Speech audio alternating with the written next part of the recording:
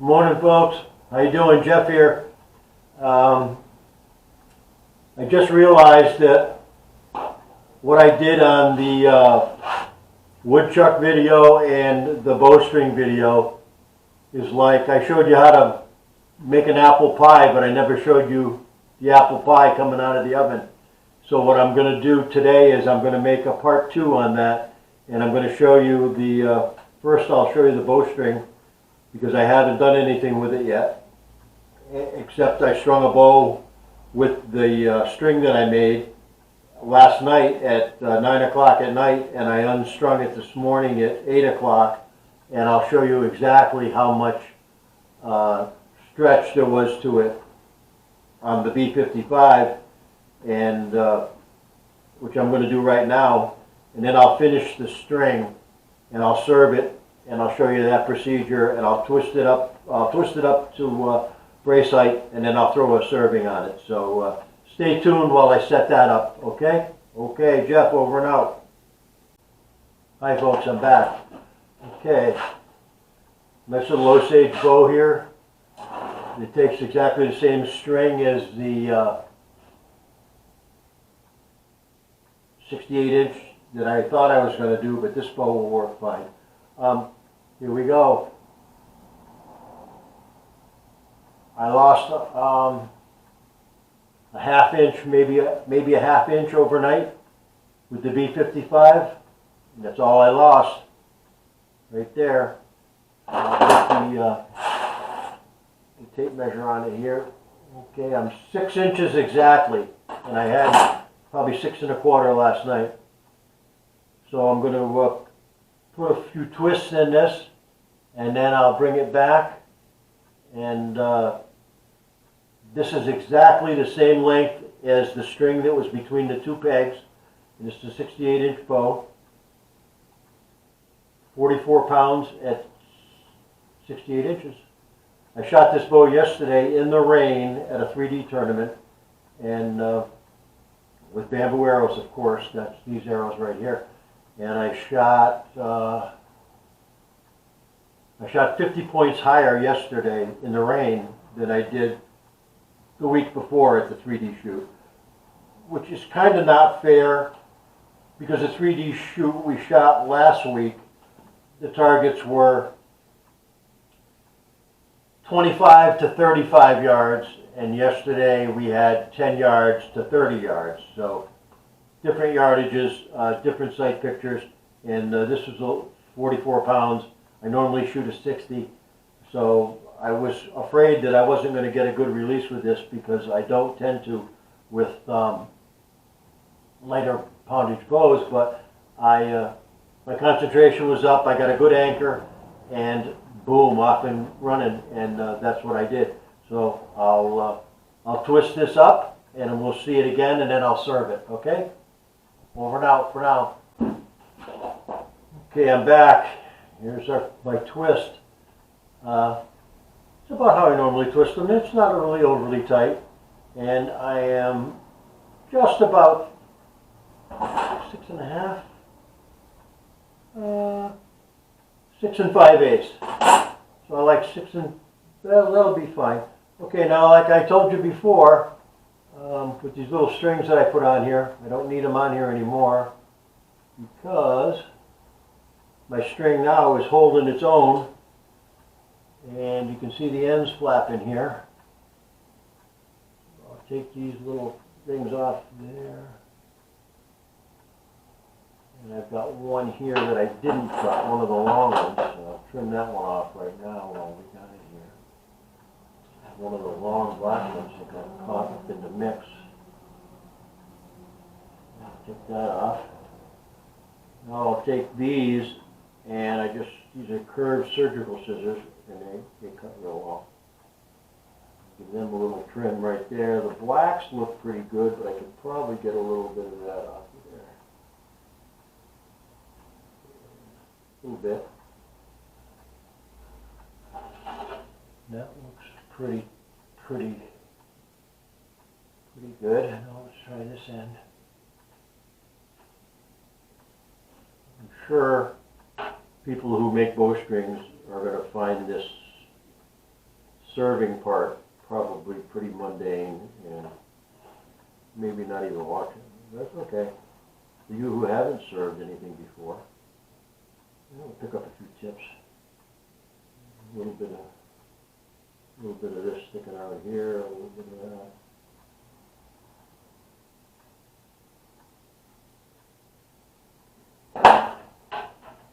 This is with no wax yet either. Put a good coat of wax on there. I've got some really good wax.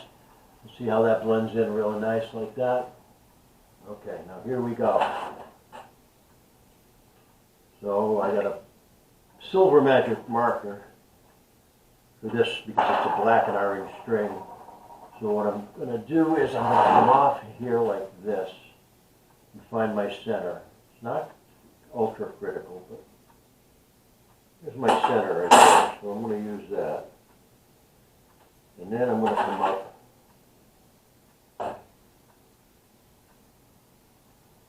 three inches on that, and 5 inches down, which is 8 inches on that. So I've got an 8-inch serving right here, and the center point is 3 top, 5 bottom.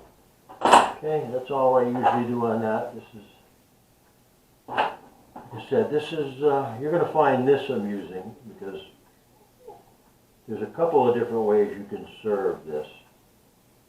You don't want them super tight, but you don't want them super loose.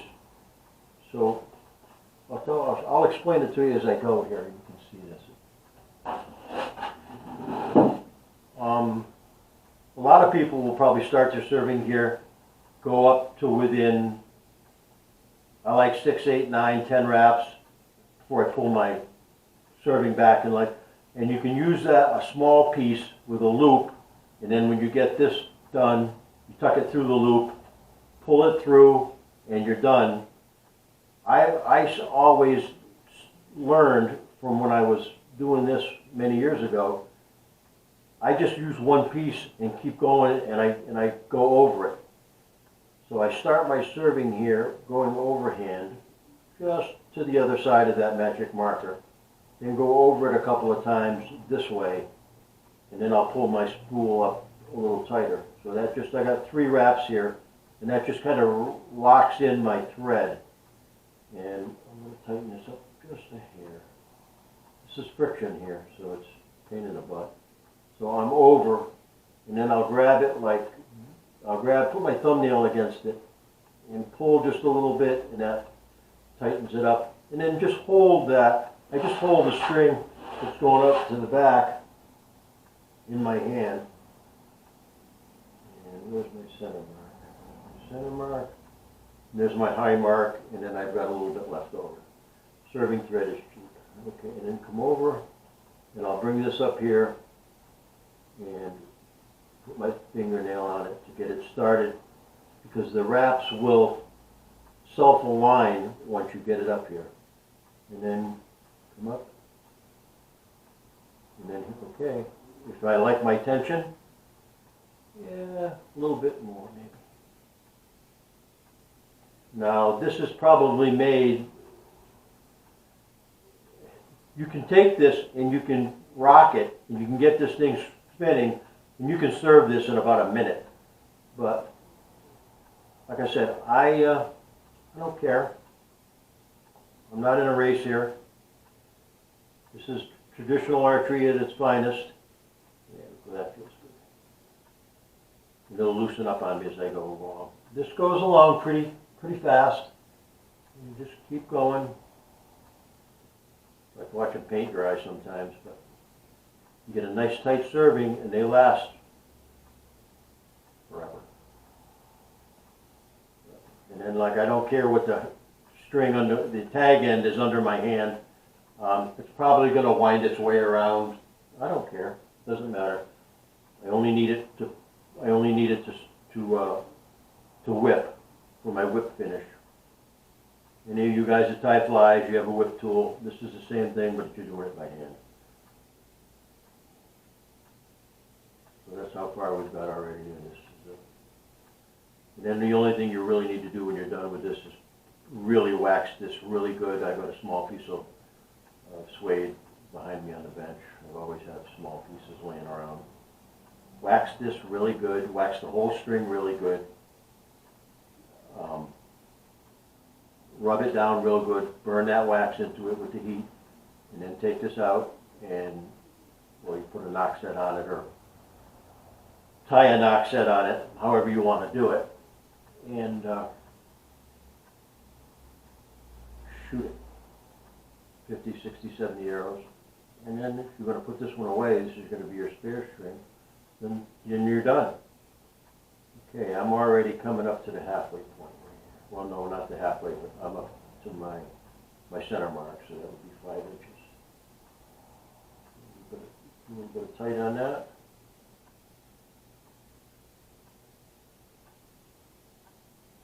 Usually if I'm in here, I have the radio going, got the tunes on, background noise, and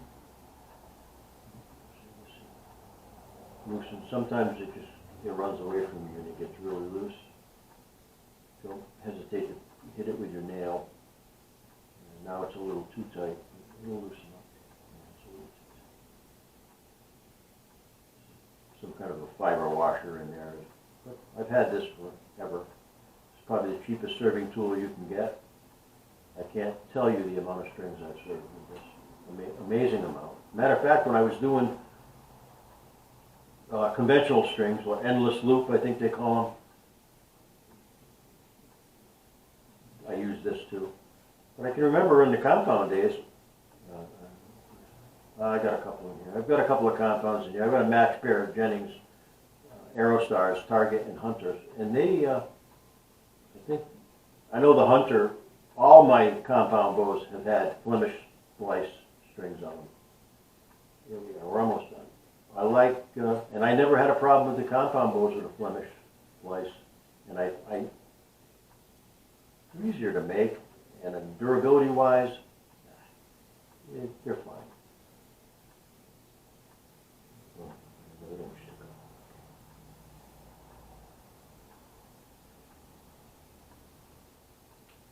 And then when I'm done this, I'll rustle up a couple of shafts, drag out the woodchuck that I made last week, and I'll show you guys the end result of that. And that'll be the eating a piece of that pie that we just baked. I don't eat pie. I don't know why I use that. My wife's a baker, and she bakes all kinds of cool stuff. And I don't eat a lot of that stuff. I told her when we got married, if you keep doing that, I'm going to weigh 300 pounds. I don't really want to do that. So, okay, there we go. I just hit my fluorescent. I just hit my mark. Now I take this tag end here, and what I want is a loop. And you'll see why in a second. So what I'm going to do is, since I'm going this way, I'm going to hook it on my finger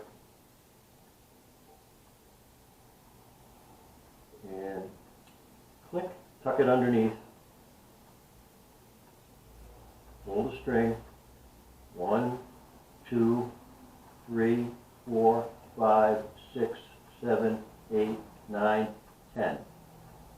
Pinch it with your finger, pull a little bit out, cut it off. You still captured it with your finger. Run your tag end through.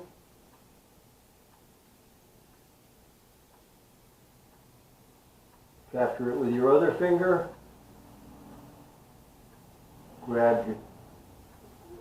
Pull your loop down.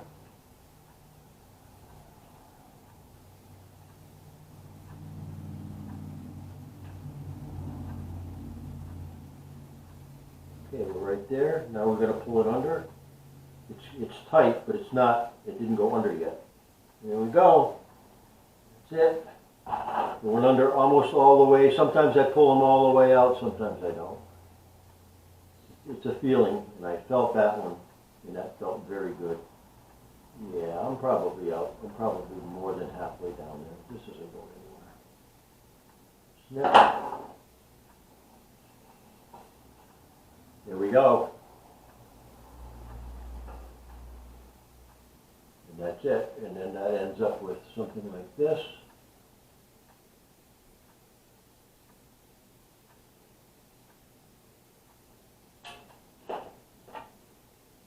There we go.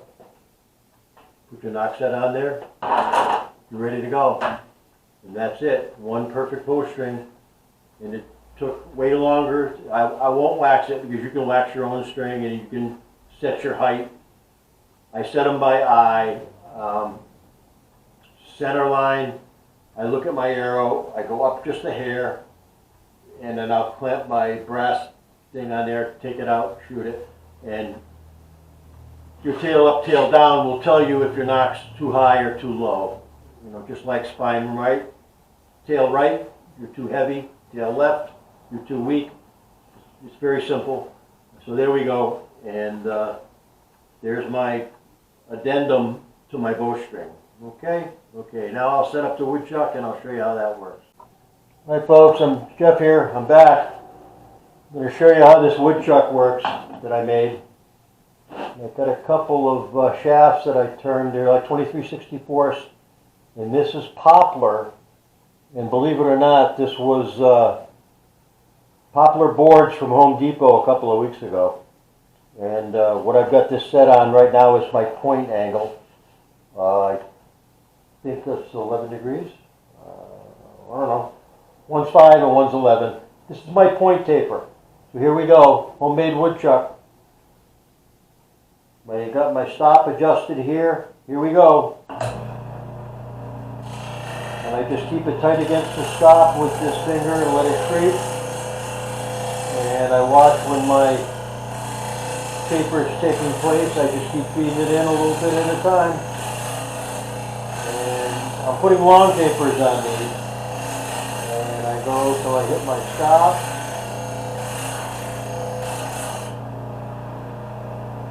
And there's my long taper.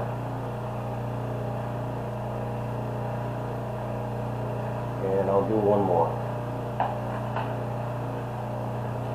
Might be a little too long. If it's too long, I've got a squared end here. Take this in here, run it out, run it in there, touch the blade. You can trim up your tapers like that. Piece of eraser material, clean off my blade. Okay, same deal. Here we go. A little darker piece. Run them in there.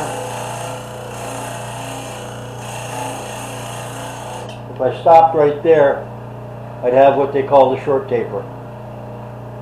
Okay, so I'm going to keep this going in here. I've got my taper set for long. Get my stop.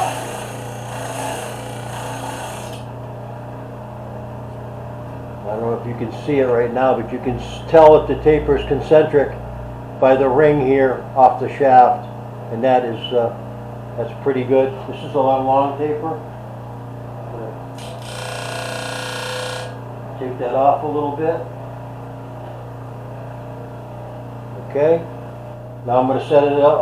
I'm going to set this up for knock tapers. Okay. Hang on. Okay, we're back here. We're going to do the knock tapers now. Same shaft as I did the point tapers. It's called a hard. It's kind of a hardwood. We're going to feed this in.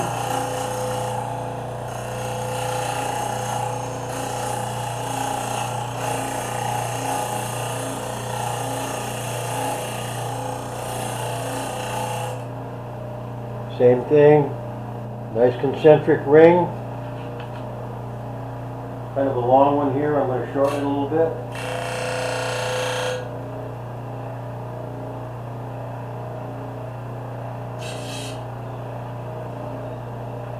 Nice knock taper. Okay, there's one.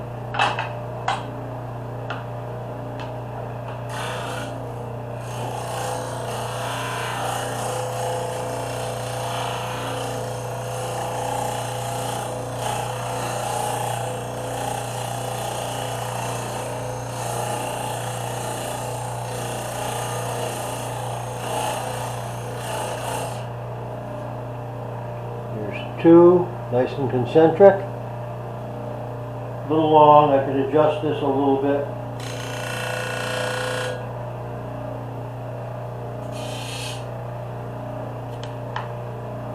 You got to remember, these are 23/64. This is a pretty fat shaft here, so it's going to take the 11/32 knocks on these. But it's a beautiful taper right there.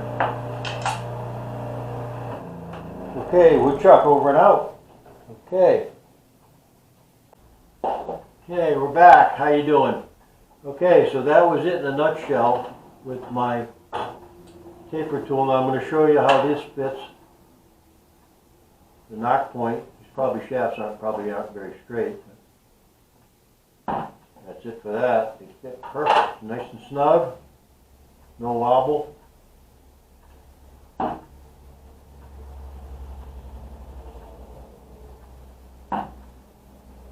As good as I'm going to get on these shafts. These shafts are not even straight. Just that off. And then the knock ends, 11/32 knock. These shafts are humongous. Bjorn style knock.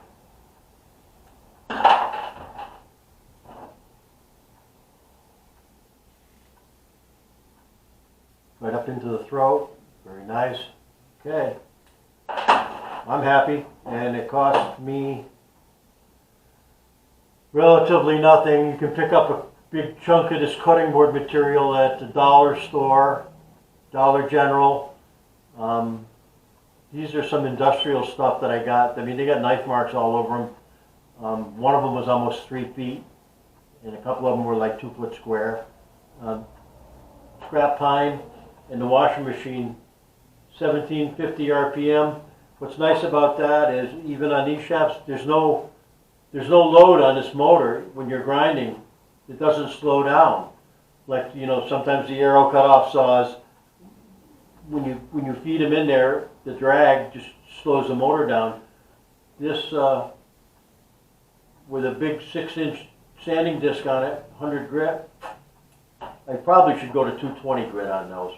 It chews these up pretty good. But if your angles are correct and your stop is set correct, it's perfect. These are as good as I can get. And it was a fun little project. The bowstring was a good little project. So I just wanted to do a part 2 on this to show you folks the end product. My wife said, you know, where's the pie? I said, yeah, right, I didn't do it, did I? So, oh, and a correction. I keep referring to Robert Carter, master woodsman from Georgia, deer killer, hog killer extraordinaire, one of my heroes. Hope I get to meet him someday. I keep referring to him as Robert Spencer. Robert Spencer is a good friend of mine from our church. And I don't know why I get Robert Spencer, who's not a bowman and not a hunter, confused with Robert Carter. If you don't know who Robert Carter is, go on YouTube and watch some of his videos. He's a funny guy, and I'll tell you what, he's the real deal Christian man, and he knows his stuff. And he's in the swamps all the time, which I am so envious. I live in the Great Lakes state of Massachusetts, where the hunting is terrible, and the trout fishing is probably not far behind it. Bass fishing's okay. I catch a lot of bass, fly rod bass on poppers and stuff, but the deer hunting here is terrible. The system here in Massachusetts, you have to put in for a wildlife management area, and you can't hunt in any other wildlife management area. You only can hunt in that one. In the area where I live in Massachusetts, there's one wildlife management area that's within driving distance of me, within reasonable, and it's, I don't know, 50 acres, and it's pine forest. There's nothing there except people walking their dogs, which is another story for a campfire. So, you know, I'm from Connecticut. In Connecticut, you buy a bow tag, you can hunt in any state forest in Connecticut that's open to hunting.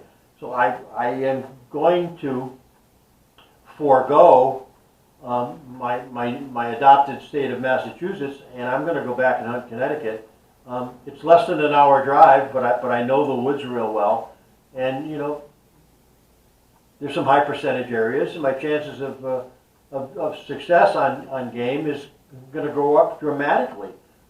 I don't have any problem still hunting for deer.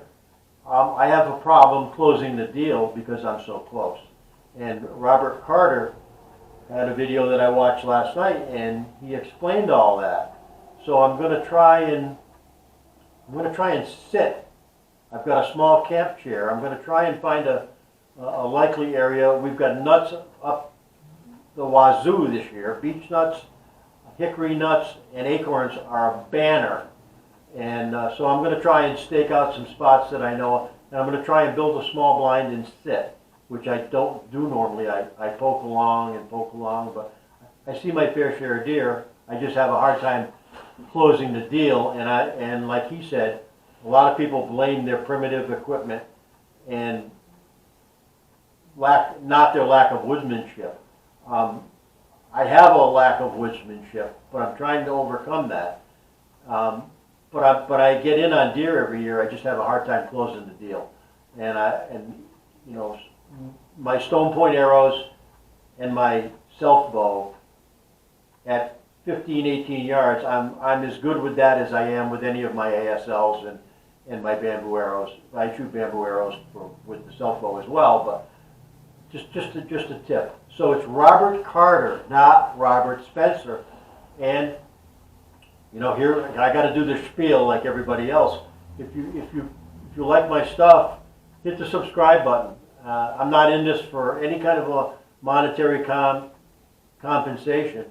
I'm in this to teach you guys how to do this stuff, and on a budget, you can make an arrow grinding tool that's professional. This is as professional as it gets right here, and it's not a $50 pencil sharpener that if you use bamboo arrows, after about a dozen arrows, the blades go south quick.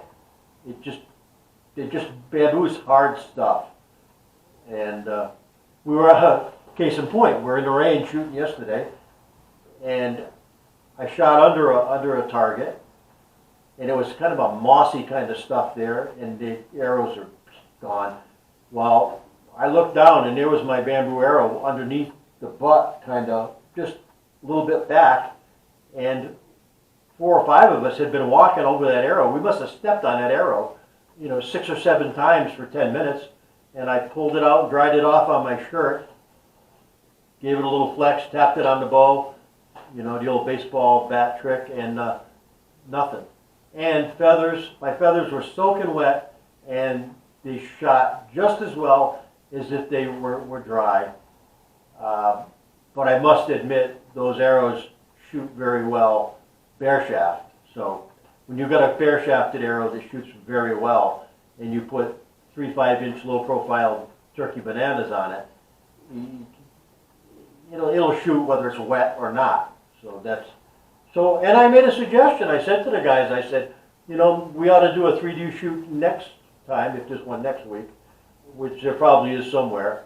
We ought to do bare shafts and not feathers. And everybody looked at me like, yeah, because I don't think too many people bare shaft their hunting arrows. And they're all, most of my friends with the trad people, I hate trad, traditional, they're shooting carbons anyway. Me and Bill shoot bamboo woods, and Aldo shoots woods once in a while, but he's a carbon guy, and then the rest of the guys that come on and off, they're all carbon guys. So, you know, you can't really hold it against them, and they're expensive. That's my only problem. I mean, I'm retired. I'm on a fixed income, so, you know, making a self bow, I can go cut down a piece of hickory or cut down a piece of black locust and make a bow for nothing except my labor. And Bill works hard for his money. He's not retired yet. He's got a family and kids, so, you know, money's money, you know. Why piss it away if you don't have to, you know? So, okay, enough of my rambling. Hit the like button, and, you know, leave me some comments, because comments to YouTubers are very important. I can't make my videos better if I don't get comments, and I don't mean nasty comments, but negative comments are good, you know, and I'll respond to everybody. I get a few comments. I got a comment the other day, said, hey, you know, we want to see the woodchuck work. well, now you're going to see the woodchuck work today. So comments and subscribe.